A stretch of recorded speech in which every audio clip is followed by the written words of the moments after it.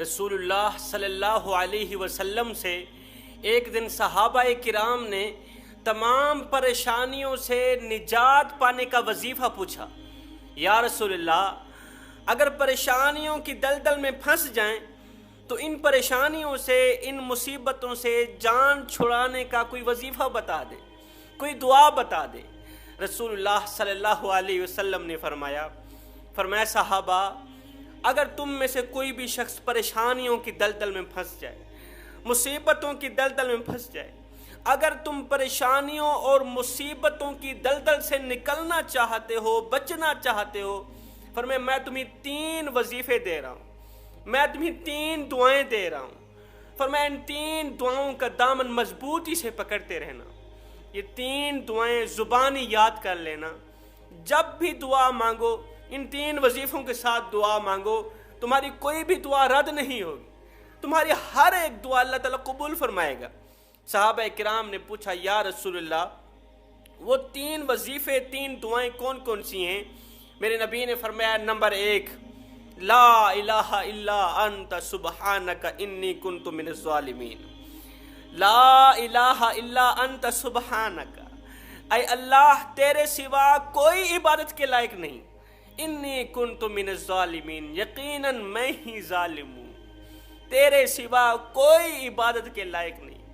فرمایا جب تم پریشانیوں کی دلدل میں پھنسنے لگو، مصیبتوں کی دلدل میں پھنسنے لگو، جب تم ان تمام پریشانیوں سے جان چھڑانا چاہو تو لا الہ الا انت سبحانک انی کنت من الظالمین پڑھتے ہوئے اللہ سے دعا کرنا۔ تمہاری کوئی بھی دعا رد نہیں ہوگی، تمہاری ہر ایک دعا اللہ تعالیٰ قبول فرمائے گا۔ رسول اللہ صلی اللہ علیہ وسلم نے فرمایا جو بھی شخص اپنے کسی بھی معاملے میں اس دعا کے ذریعے اللہ کی طرف متوجہ ہوتا ہے نا، اس کی کوئی بھی دعا رد نہیں ہوتی، اللہ تعالیٰ مدد فرماتا ہے، اللہ تعالیٰ اسے پریشانیوں سے دور کر دیتا ہے، مصیبتوں سے دور کر دیتا ہے۔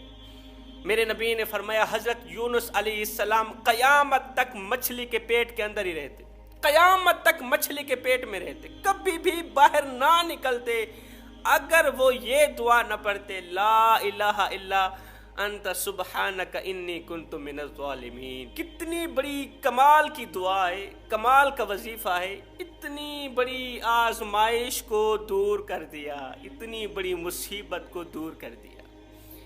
جو شخص لا الہ الا انت سبحانک انی کنت من الظالمین پڑھتا ہے نا، ایک تو وہ کہتا ہے اے اللہ تیرے سوا کوئی بھی عبادت کے لائق نہیں، یہ جملہ میرے اللہ کو اتنا پسند ہے، اتنا پسند ہے۔ دوسرا جملہ وہ کہتا ہے اپنی عاجزی پیش کرتے ہوئے کہتا ہے میرے مالک یقیناً میں ہی ظالم، میں ہی خطا کار، مالک میں بندہ ہوں، میرا کام ہے گناہ کرنا، میں بندہ ہوں، میرا کام ہے خطا کرنا، تیرا کام ہے معاف کرنا۔ دوسری دعا، دوسرا وظیفہ حضرت سیدنا عمر فاروق رضی اللہ تعالی عنہ فرماتے ہیں کہ آقا علیہ الصلوۃ والسلام کے اوپر جب بھی کوئی پریشانی آتی تو میرے نبی ان الفاظوں کے ذریعے اپنے رب کو پکارتے یا حیو یا قیوم برحمتک استغیث، اے زندہ اور ہر چیز کو تھامنے والے رب، میں تیری رحمت کے ذریعے تیری مدد کا سوالی ہوں، میں تیری رحمت کے ذریعے تجھ سے مدد طلب کرنا چاہتا ہوں، میری مدد فرما۔ اللہ تعالیٰ غیب سے مدد فرماتا، فوراً پریشانی دور ہو جاتی۔ تیسرا وظیفہ، تیسری دعا بتانے سے پہلے مجھے ایک واقعہ یاد آ گیا۔ ایک اللہ والا تھا، اس کے دل کا تعلق اللہ کی ذات کے ساتھ جڑا ہوا تھا۔ اسے کسی بیماری کی وجہ سے دورہ پڑتا تھا، جب اسے دورہ پڑتا تو اس کی سانس بند ہو جاتی، بند تو نہیں ہوتی تھی، دیکھنے والوں کو لگتا کہ اس کی سانس بند ہو گئی ہے، روح نکل گئی ہے، اللہ والا مر گیا ہے۔ کافی عرصہ اس طرح ہوتا رہا، ایک دن اسے دورہ پڑا، کچھ اس طرح کا خطرناک دورہ پڑا۔ حکیم آئے، طبیب آئے، انہوں نے نبض چیک کی، انہوں نے کہا کہ بابا جی انتقال کر گئے ہیں، بابا جی مر گئے ہیں، اللہ کو پیارے ہو گئے۔ بابا جی کو غسل دیا گیا، اس کا جنازہ پڑھایا گیا، اس کی تدفین کی گئی، اسے مٹی کے سپرد کرنے کے بعد لوگ گھر آ گئے، پیچھے ایک بار پھر سے اس کی سانس بحال ہوئی، ایک بار پھر سے اس کی روح بحال ہوئی۔ بابا جی قبر کے اندر، مٹی کے اندر ہیں، اس نے آنکھ کھولی، خود کو قبر میں پایا، مٹی میں پایا۔ جان گئے کہ لوگوں نے یہ یقین کیا ہوگا کہ میں مر چکا ہوں، لیکن میں مرا نہیں تھا، مجھے تو ویسے دورہ پڑتا تھا اور میری سانس بند نہیں ہوتی تھی، دیکھنے والوں کو لگتا تھا کہ اس کی سانس بند ہو گئی، ختم ہو گئی ہے۔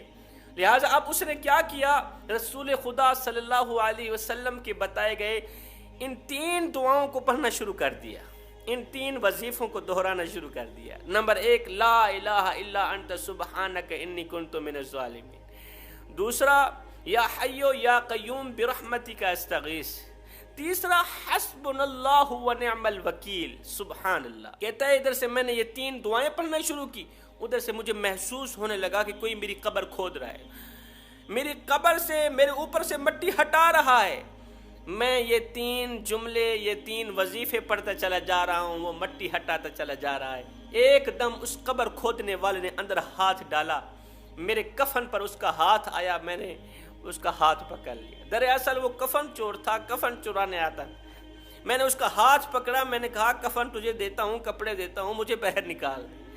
اب ان 3 دعاؤں نے مجھے قبر سے آزادی دے دی۔ کتنا بڑا مشکل مرحلہ ہے، کتنی بڑی مصیبت تھی۔ اللہ تعالیٰ نے کفن چور کو بھیجا، جا اس کی قبر کھود اور میرے نبی کی بتائی گئی ان 3 دعاؤں کے صدقے سے باہر نکال۔ اب یہ شخص باہر نکلا، ساری زندگی لوگوں کو یہی درس دیتا رہا، لوگوں جب بھی پریشانی آئے، جب بھی کوئی برا وقت آئے تو کسی نمبردار کی چوکھٹ پہ نہ جانا، اور یہی تمہارے مسئلے حل کریں گے جو خود مسئلوں میں الجھے ہوئے۔ فرمایا جب بھی پریشانی آئے، برا وقت آئے، تم کسی مصیبت میں پھنسنے لگو تو فرمایا لا الہ الا انت سبحانک انی کنت من الظالمین، حسبنا اللہ ونعم الوکیل۔ فرمایا حضرت ابراہیم علیہ السلام کو جب آگ میں ڈالا جا رہا تھا، جب آگ میں پھینکا جا رہا تھا، یہ آگ کبھی بھی گلزار نہ بنتی اگر حضرت ابراہیم علیہ السلام حسبنا اللہ ونعم الوکیل کی دعا نہ پڑھتے۔ یہ نبی کا امتحان تھا، آزمائش تھی۔ دیکھو حسبنا اللہ ونعم الوکیل جیسی دعا نے، اس وظیفے نے اتنی بڑی آزمائش کو دور کر دیا، مصیبت کو دور کر دیا۔